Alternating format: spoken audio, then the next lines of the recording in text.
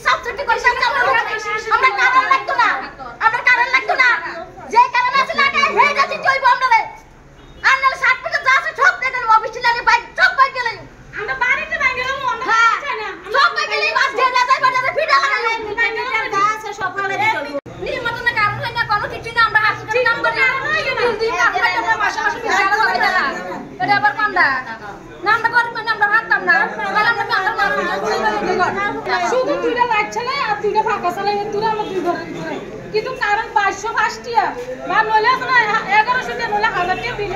এতটা কিরে বিল আমরা আমরা এই কারণ চাই না আমরা কারণ ফাটা দিত গো